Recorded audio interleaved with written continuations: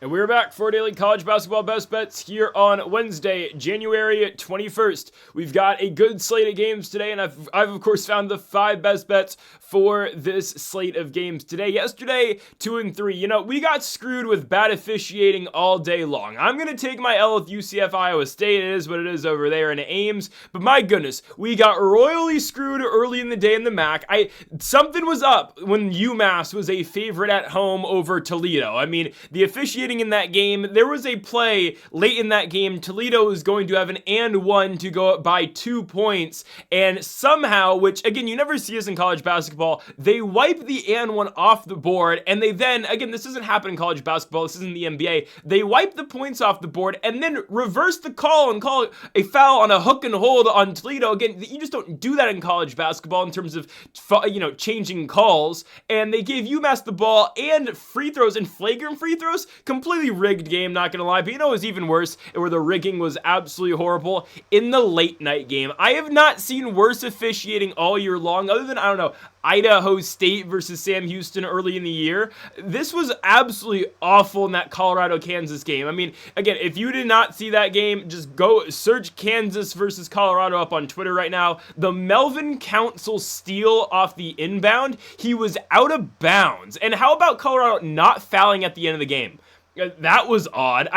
Really weird stuff. There was some very obvious, multiple, by the way, missed goaltendings in Boulder as well. Someone on the officiating staff had a bet on Kansas. That was an absolute disgrace. Shout out to Miami of Ohio. They've been so reliable for us all year long. We've found the Redhawks so many times, and they just keep coming through for us. OT victory at Kent State. And then we've also picked up another win on yesterday's schedule as well. So a 2 and 3 day for us yesterday, looking for more of the same. Obviously that other one was Arkansas blowing up Vanderbilt. I don't know why that, blanked in my mind for a second. Anyways, folks, we've got 5 more best bets for today. If you have not yet, make sure to hit that subscribe button down below for some more daily college basketball best bets here on the channel. Later today, we're gonna have our NBA best bets. So go make sure to check that out as well. NFL predictions for the conference championships. Obviously AFC championship, NFC championship was posted yesterday, and on Greedo plays MMA, our UFC 324 Gagey versus Pimblett full card predictions. I do need to get this out of the way now. I'm still recording this on the laptop.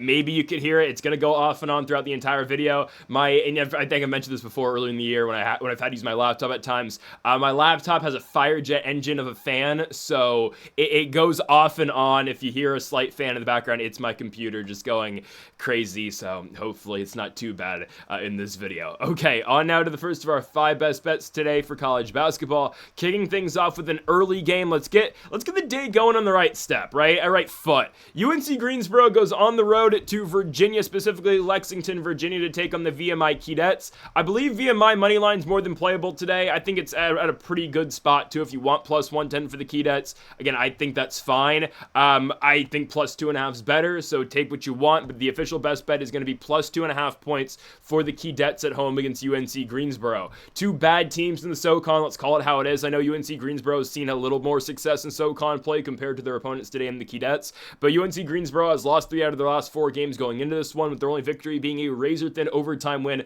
over the Citadel. The Citadel's horrible. Other than that, the other 3 of 4 games that they have played, a loss at Wofford, a loss at Eastern Tennessee State, and a blowout, that win over Citadel, and then a 192 loss at home against Mercer. This team is yet to win a game on the road yet in SoCon play, again with the Wofford and East Tennessee L's. Their other 2 wins in SoCon play, at home against Chattanooga and at home against Samford. But this has been a team in UNC Greensboro who has been pretty awful away from home this season. The one exception to that would be their only road victory this year, and it's against East Carolina in a game in which they won by 4 points. The Pirates aren't very good. So I don't think UNC Greensboro is all that great at all this season.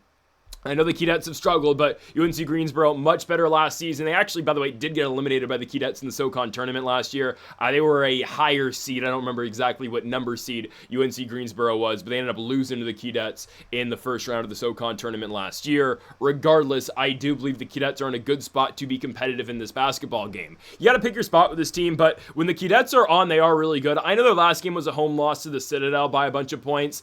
At some point in time, this team's got to figure it out, and this is, this is a college, I don't want to call this a trap game, but it's one of those games, and this was like Marquette the other day when they were at home against Providence. And yes, that took a miraculous comeback for us to win and the Golden Eagles to get a victory at home in Wisconsin, but Back's completely against the wall. You're 1-5. You're about to go back on the road. I mean, absolutely, you need a win any way possible. If you don't win this game, now you're going to go on a 3-game road trip to close out the month, and you don't return home until February 4th.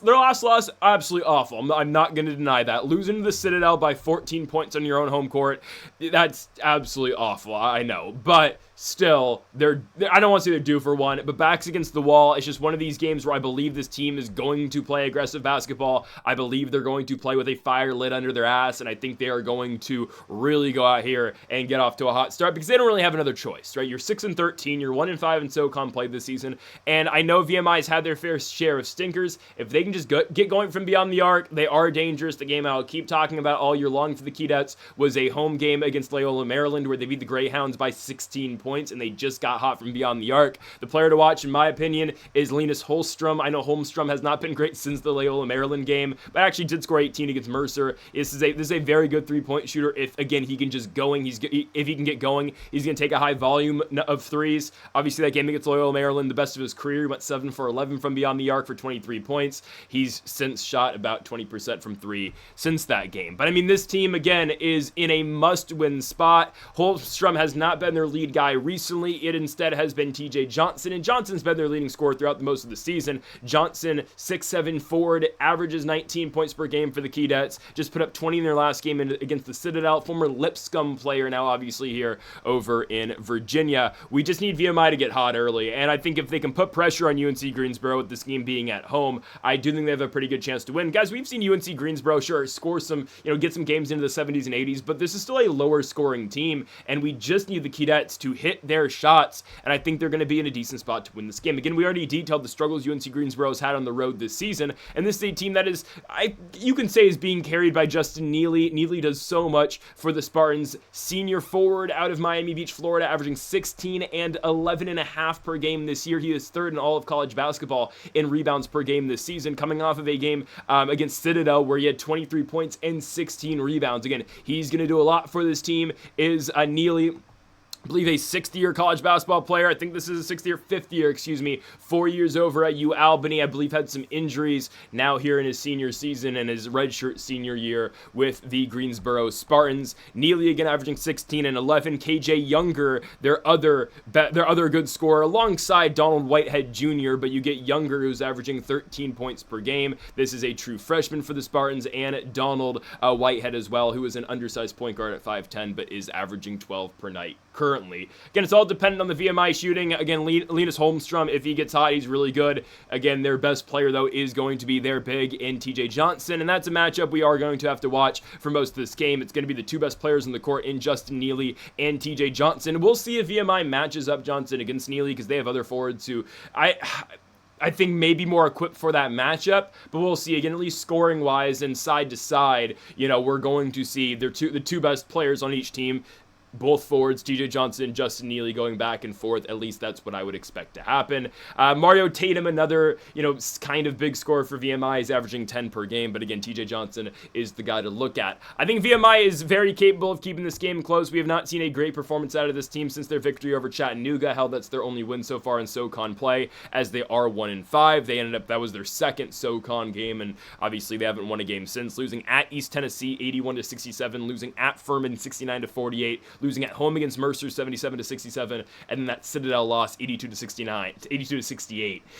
Yeah, again, Citadel just outplayed them. I mean, Citadel got out to a pretty decent start in the first half. VMI's playing catch-up the entire game, played an even second half, but the damage was done early in that basketball game, a game in which VMI was a 6.5-point favorite. I kind of feel like they have to respond here. And again, it's something about your backs being up against the wall and staring down a long road trip as well, where if, you lose this game and you lose the rest of your road trip, I mean, you're looking at 1-9 to start SoCon play for a VMI team who, I get it, wasn't the best last season, but did pick up a tournament win last year in the SoCon against UNC Greensboro. So I'm going to go with the Keydets to cover 2.5 points. I think moneyline is very playable as well. I'll be tempted to go moneyline as well. But again, the official best bet is going to be plus 2.5 points for the VMI Keydets at home in Virginia against UNC Greensboro again to kick the day off.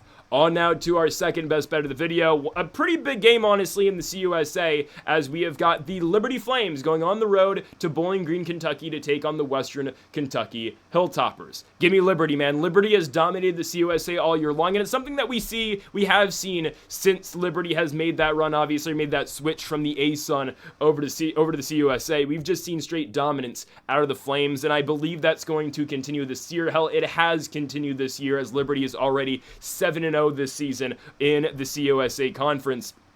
Straight dominance. They'll have their fair share of competitive games, but this is a team that just finds ways to win. They are more than expected to repeat in the CUSA conference. I would say the team that can maybe put up a fight against them would be Middle Tennessee. We haven't seen those two teams play yet this year. Potentially, WKU is legitimately that other team, but this is a big one for Liberty, man. If they can go out here and beat a good Western Kentucky Hilltoppers team, they fully establish themselves as number one. I mean, we've known this team's going to be pretty solid after they went to Dayton and won against the Flyers, winning by 3 points, and since then, again, just straight domination in the CUSA. Some competitive games, but yet they find ways to win. Going to Miami, beating Florida International 97-94, beating Kennesaw State by 8 points, beating Jack State by 9 points, going to La Tech and winning by 16, going to Sam Houston. That's a good team. It's a team that can get hot. Kashin at Po Boy King, that's a good team. They beat him by 8. New Mexico State victory, they barely edged one out by 2 points. Then most recently beating UTEP, who I understand is not that great, but still beating UTEP by 11. This is by far, I believe, their toughest matchup of the season. I think the Sam Houston game was competitive, or tough on paper, and the FIU game, not really. FIU did give them trouble at Florida Internationals and played well in the CUSA since.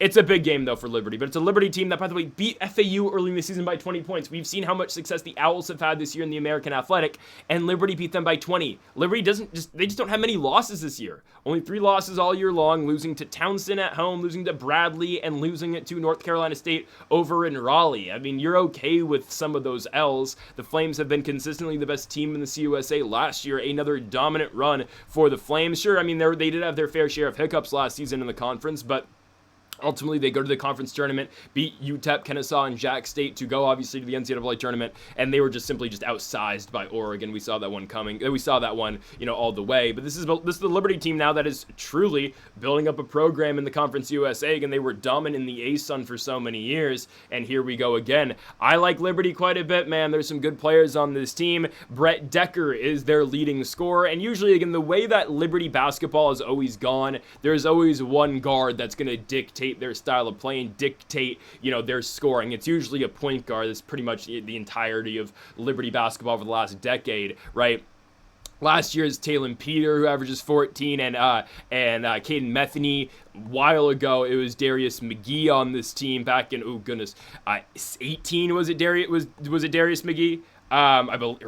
Was it 2020 when Darius McGee really took over? Regardless, Darius McGee, again, it was a huge player on this team. I actually got to watch. It was actually 2020 when Darius McGee took over. But regardless, right, I saw Darius McGee actually play in March Madness once upon a time in San Jose, California. But he wasn't, of prominence just yet in that year. That was like Mo Baxter Bell and company. But anyways, this is a Liberty team that's always been dependent on a high-scoring point guard, and this year it's Brett Decker, right? Decker's averaging 18 points per game sophomore season. He's a consistent double-digit bucket every single night. Was playing on Liberty last year, came off the bench, only averaged 4 points per game. Again, behind Talon Peter, behind Metheny, and now here he is, averaging 18 points per game. He's been absolutely massive, obviously, right? This is a Liberty team that had Talon Peter, who they sent to the NBA. Obviously, was a second-round draft pick, and now on the Indiana Pacers. Peter yet to really find a role with Indiana. I think, just barely. I think he's back and forth between the G League, obviously, with the Noblesville Boom and the Indiana Pacers, RIP the Fort Wayne Mad Ants. But still, Liberty produces talent, and I think they have a very solid team this season. They're taking on WKU, a Western Kentucky team that just lost at home to Kennesaw State, and didn't just lose, now he lost by 16 points. Kennesaw's not bad this season. I'll give the Owls a lot of credit there, but losing at home by that many points to that team, and you expect me to believe that you're going to go out and beat Liberty at home? I don't buy it. I don't buy it at all. WKU 4-3 so far this season in the Conference USA, losing their COSA opener on the road in Jacksonville, Alabama against Jacksonville State, then dropping a game on the road in Las Cruces to New Mexico State, who again can be tricky at times, but then their last game, it's a bad one. At home against Kennesaw, losing by 16 points. And we've seen WKU in their fair share of tough games. This is a team that got to play in Battle for Atlantis, won a game over in Battle for Atlantis after competitive games against Vanderbilt and South Florida. They then got to beat the Wichita State Shockers Tigers over in that tourney by 5. They have had their fair share of disappointing results. We'll never forget their game over in Huntsville, West Virginia against Marshall, where we had WKU moneyline coming off of that momentum of Battle for Atlantis. A very, I don't know what the right word to say, a very inspiring effort WKU showed out there in that tournament, and they go to Marshall and they get blown out and really never stood a chance. Again, they've been okay so far in CUSA play, but I just think they're overwhelmed, and I think they're overmatched by what the Liberty Flames bring. WKU led in scoring by Tegan Moore. Moore is going to do a lot for this team, averaging 17 points per game as the sophomore out of Dry Ridge, Kentucky. Put up 20 in the Missouri State game, but did disappear against Kennesaw, played 34 minutes and scored 9 points. Second season, obviously, with WKU in his second year of eligibility. I think the better talent's on Liberty. I think the better team overall, how they play together. I think Liberty's got this game, and by far, again, best team in the Conference USA. I would not expect that to change here tonight against Western Kentucky, and I don't really care that the game's in Bowling Green, Kentucky as well, considering this team just lost at home to Kennesaw. Kennesaw is good, but they're not Liberty because, again, the Flames are by far the best team in the conference. Liberty continues to roll. We're going to have a kind of a similar matchup, but like this later in the video. You probably saw in the thumbnail if I decided to put the game in the thumbnail. But anyways, Liberty wins on the road, minus 120 for the Flames to take, minus 115, for the Flames to take care of business in Bowling Green, Kentucky. On now to our third best bet of the video. We move to a matchup in the American Athletic Conference. I refuse to believe Memphis is this bad. We're going to try yet again on a Memphis spread on the road in American Athletic play as they are traveling to Tulsa, Oklahoma to take on the Tulsa Golden Hurricane. Memphis is a 5.5-point underdog here on the road. Again, I refuse to believe that they're this many points worse than Tulsa. I get it, Tulsa's at home. I understand Tulsa is expected to win the basketball game, but you're telling me they're going to win it by 6 points? I mean, it's still Memphis, guys. I know they have struggled this year. This is not the Memphis team we thought we were getting this season, yet they've still found a way to be 4-1 in the conference. They're coming off back-to-back wins, albeit at home against teams, but back-to-back victories over the Temple Owls and the very lowly UTSA Roadrunners to now get a spot on the road in Tulsa, Oklahoma. In a big game, I'm sure that crowd's going to be pumping over there in Tulsa because they're for the first time in a while, there's belief that Tulsa can actually beat down on a Memphis team. I don't know if, again, the beatdown's going to come. It's one thing, to have belief you can beat Memphis. Now, there's a belief that Tulsa thinks they can blow out Memphis. We'll see about that. But anyways, I think it's a competitive one, man. I mean, we've seen Tulsa struggle against the elite so far in the American Conference. Actually, some of the elite, they struggled against USF, who I guess is like upper tier, and then North Texas definitely is not elite. They go to UNT and lose the game by 5 points. I guess, again, UNT had just beat Tulane, so I don't know what to think about the American Athletic at this point, but is Tulsa really that good? I don't think so. They've had a very road-heavy schedule so far in the American Athletic, as they have played 5 games, and I believe 4 of them have been road spots so far. If I'm not mistaken, no, the Rice game was at home. But anyways, 3 out their 5 games so far in the American have been road spots. They lost at North Texas. They won in Charlotte against the 49ers. They then went to Alabama, Birmingham, and beat the Blazers, the 2 home games, right? The blowout victory over Rice, but that's expected because the Rice Owls suck, and then a home loss by 15 points to USF. Okay. Tulsa's seen a lot of scoring out of their lead man so far in conference play. That's David Green. David Green's volume of shots and output has been through the roof since conference play started. This is a player who on the season averages 17 points per game, but so far in conference play, 19 points against North Texas, 34 points against South Florida, 21 points against Charlotte, and 26 points against UAB. And it's not like this is not a matter of him playing 40 minutes per game. Sure, again, he puts up a lot of shots in the time that he gets, but this is a player who's only going to play about 28 to 33 minutes per night. So he's not going to, be on the court every single moment of the game. This is a player in David Green who came from URI, started pretty much every single game for them up in Rhode Island, now playing in Tulsa. Obviously, he's been a starter. He's played well, was pretty solid, by the way, over in the A-10. Averaged 14 points per game in back-to-back seasons with Rhode Island in both his sophomore and junior years with URI, now playing his senior year, obviously, with the Golden Hurricane. Other than David Green, though, Scoring is a little lacking. David Green will just take over games. They do struggle to find scoring sometimes without him. I mean, Tylen Riley and Miles Barnstable both average 14 points per game. Barnstable, obviously, I think he's a slightly better scorer than his other teammate, obviously. But Barnstable, right, coming on over from St. Thomas, Minnesota, was great last year for the Tommies in that run that kind of came out of nowhere last year for St. Thomas, Minnesota. Barnstable just scored 20 plus in his last game, and then obviously there is Tylen Riley, who I think is good, but I would rely on Barnstable more to score. Maybe that's just my Summit League bias a little bit. But anyways, I think the Tigers are competitive. I refuse to believe they're just that bad. I know the last road game where they were pretty sizable dogs and they went to FAU and they lost a game by 11 points. Guys, Memphis had their runs, and sure, one of their main runs came with about 4 minutes to go, and they cut the lead ultimately to about 11 to make the final score appear as it was. But still, I think they're able to play competitive enough basketball, and they've played well in spots this year other than FAU. I understand their only road game so far in conference play is Rice, other than FAU, and of course they beat Rice only by 6 points, but 9-point win against North Texas, 6-point win over Rice, 2-point victory over Temple, and obviously a blowout at home against UTSA. This game is going to go as far, Memphis is going to go as far as their defense allows them tonight. They need shutdown defensive basketball. They cannot let Tulsa get, a crap ton of open looks. That's really how this game is going to go, in my opinion, because you look at the game against North Texas, 48 points allowed. You look at the Temple game, 53 points allowed as well.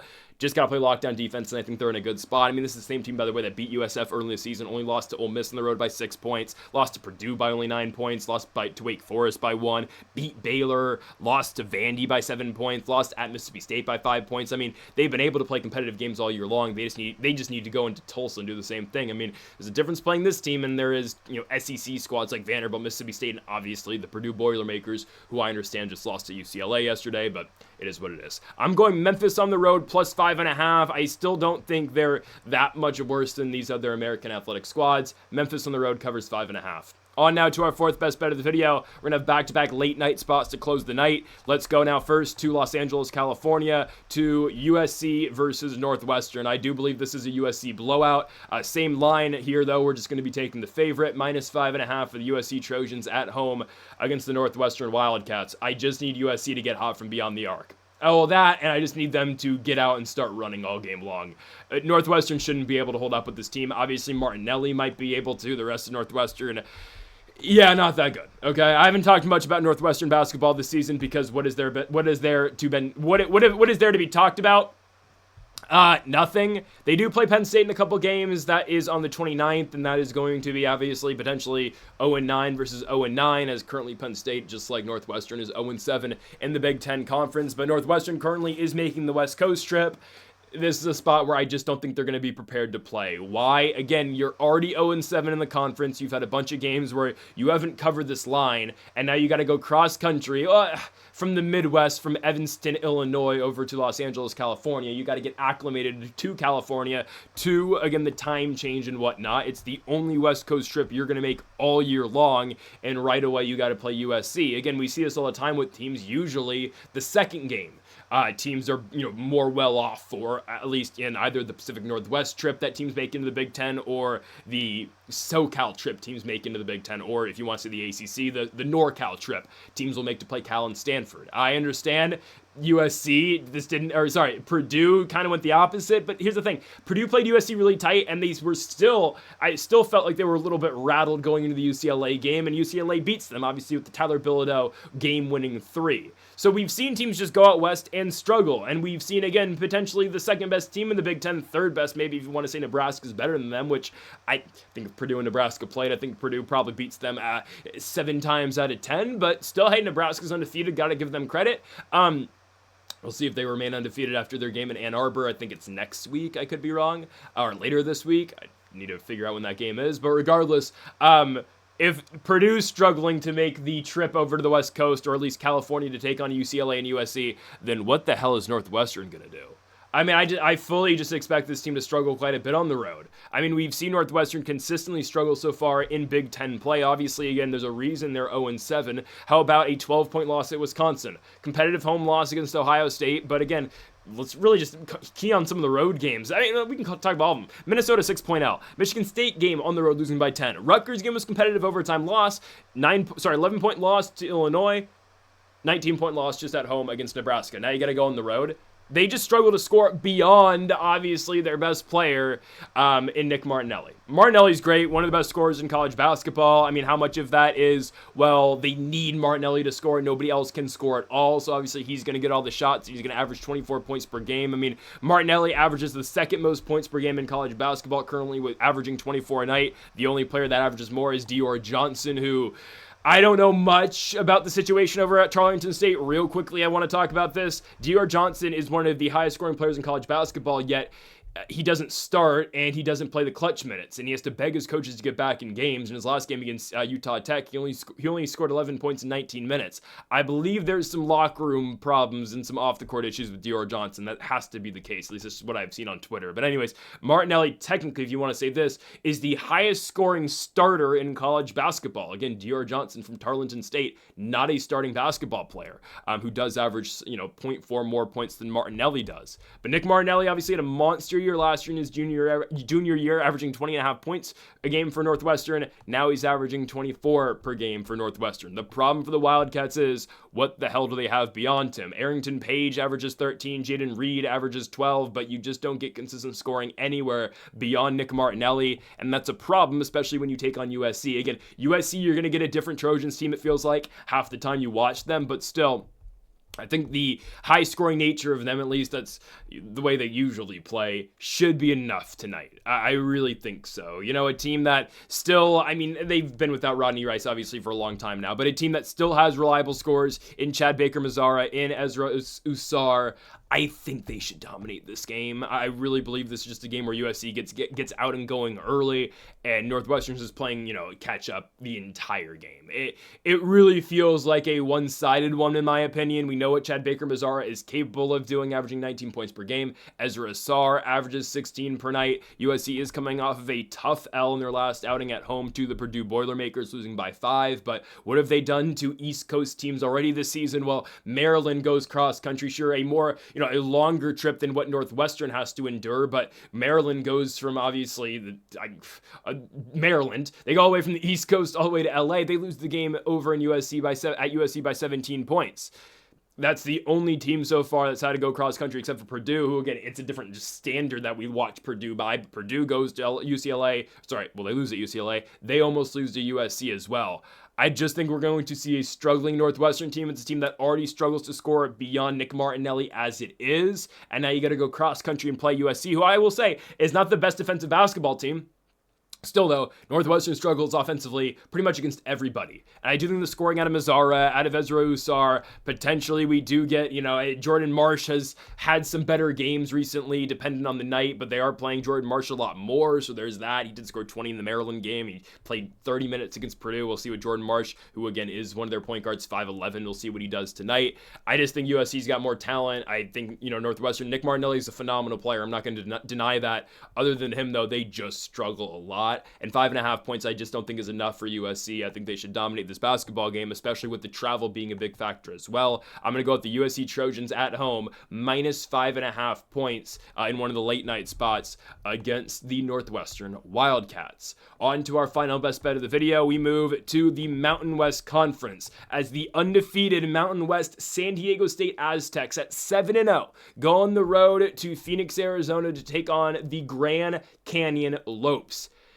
Give me GCU at home. I'm going to take GCU, man. Okay, GCU always has a pretty solid fan base. They're obviously a basketball school, and they don't have football, so it's a basketball school. They always, for the most part, in big games, get big crowds.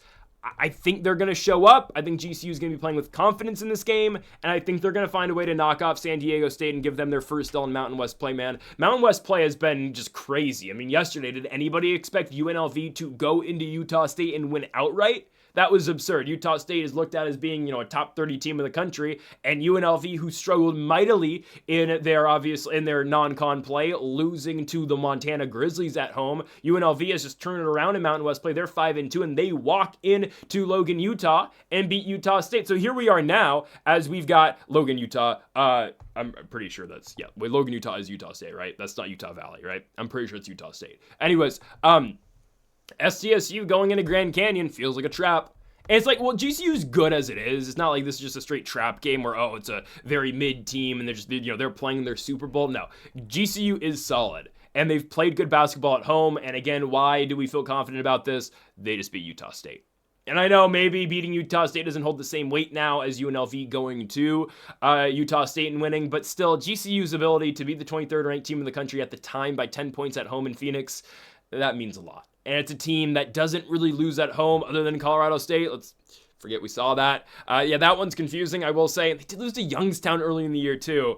But I mean, if beating Utah State on your own home court's not enough momentum, I don't know what is. They have won 3 out of their last 4, and it's been a good run their last 4 games. After dropping that home game to Colorado State, they go to extra mile and beat Boise State, and just don't beat Boise State. No. They dominate the Boise State Broncos. Then a home win expectedly, obviously, against the second worst team in the Mountain West, obviously in San Jose State. They're only better than Air Force. A loss over in the pit against New Mexico. A GCU team is new to the Mountain West. First time going to the pit, losing by 23 points. Okay, it's expected, I guess. And then that win over Utah State. Guys, there's an abundance of talent on GCU. And, how do I know that? Well, okay. I think Brian Moore is the biggest, name that I can pull out of this team. And I know Jaden Henley's had a phenomenal year, and Nana Owusu-Anane, who's their big. They've had, those guys have had big seasons. I'll talk about them in a second. The fact that Brian Moore is their 4th leading scorer and just had a massive game against Utah State, by the way. Again, MEAC player of the year last year, but just had his career season high for GCU in his last outing against Utah State, playing 37 minutes and scoring 20 points. It's a player who was really only getting 20 minutes per game going into the Utah State game, caught fire against the Aggies, and he puts up 20. We've always known Brian Moore is capable of this, watching him at Norfolk State last year. Hell, I got to watch Brian Moore in person last year over at the farm at Stanford when Norfolk State almost upset the Stanford Cardinal and Maxime Reynaud.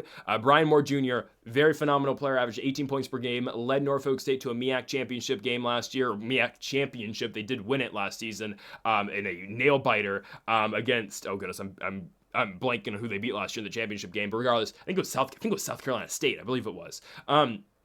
Anyways, Brian Moore, phenomenal player, and this is their 4th leading scorer, who just had a massive game, but if you can fully unlock him, yeah, they're dangerous. But that's my point about GCU being so deep. He's their 4th leading guy. Jaden Henley averages 17 points per game, and he's been the best player all year long for Grand Canyon. I mean, he's had a good year, did not have a great game against Utah State, but another experienced college basketball player, senior season, 4th different school, Minnesota to DePaul to UNLV. Obviously, UNLV removed 15 guys and brought in 15 guys, so Jaden Henley obviously now stays in the Mountain West to play for Grand Canyon. He's been great this season. How about Makai Williams, who averages 13 points per game? He's had a good year, as well as the junior from Long Beach, just put up 20 in their last outing against Utah State. And then their big forward slash center in Owusu-Anane, senior out of Burlington, Ontario, Canada, has had a productive year this year. Scoring is down for him, obviously, going from the Brown Bears to GCU, which ain't that crazy. You leave an Ivy League school to go to Grand Canyon University. Well, that's college basketball now. He's having a good year. And I understand SDSU undefeated so far in the conference. Who have they beat? And where have they beat them? That's my question. Okay, the triple overtime win over Boise State, great. Absolutely great stuff. And, you got to give San Diego State their credit, and I will. Boise State tried everything possible to lose that basketball game. And I know they were trailing big, and they were the one who made the comeback, but, I mean, they had that game in the bag, and they failed. There were multiple spots. First overtime regulation, Boise State should have won, and they just found a way to not do it. Look at the other ones for SDSU. You beat Air Force at home. Okay, worst team in the conference. San Jose State on the road, second worst team in the conference. Fresno State at home, third worst team in the conference. Nevada on the road. Close game, but you win it by 5, okay. At Wyoming winning, okay. New Mexico at home by 4. Again, New Mexico doesn't have that aura around them if they're not playing in the pit. So I don't really buy too much of what San Diego State has done so far this season. I will say this, they are a very talent-loaded team too. I worry about this team scoring-wise, and I think if GCU is able to play their game, and we've seen it before this season, San Diego State not the highest output team, if GCU can play their game, win possessions early, get scoring early in possessions as well, I think they can beat San Diego State very easily. I just think if they play their game.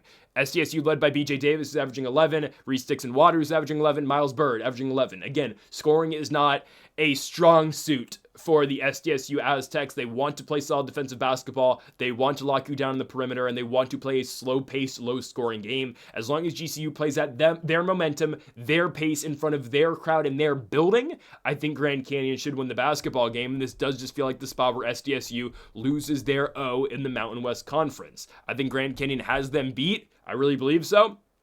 GCU is always one of these just underrated teams. Obviously, last season or this year being their first year in the Mountain West, where they finally, I guess you can say, are being tested. I mean, don't forget 2 years ago, this is a team that beat St. Mary's in the NCAA tournament. Obviously, former WAC school, and obviously they are being more than tested now going into the Mountain West. I mean, no disrespect to the WAC. I think they've got some great teams this season, but obviously the Mountain West is the Mountain West. So I like what GCU's got right now. Again, with Brian Moore being their third best player, that's massive. Obviously, same school that had Tyon Grant Foster for all those years. Obviously, since transfer to Gonzaga, there's always going to be talent on Grand Canyon University. They still have talent this season, and I like GCU to win at home tonight against San Diego State. -120 for the Lopes beating the Aztecs. Folks, thank y'all for watching our college basketball best bets here on January 21st. If you haven't yet, though, make sure that subscribe button down below for more. Make sure to leave a like if you did enjoy the video. Make sure to comment if you disagree with any of the picks. We'll be back tomorrow for more daily college basketball best bets. Folks, thank y'all for watching, and Mamba forever.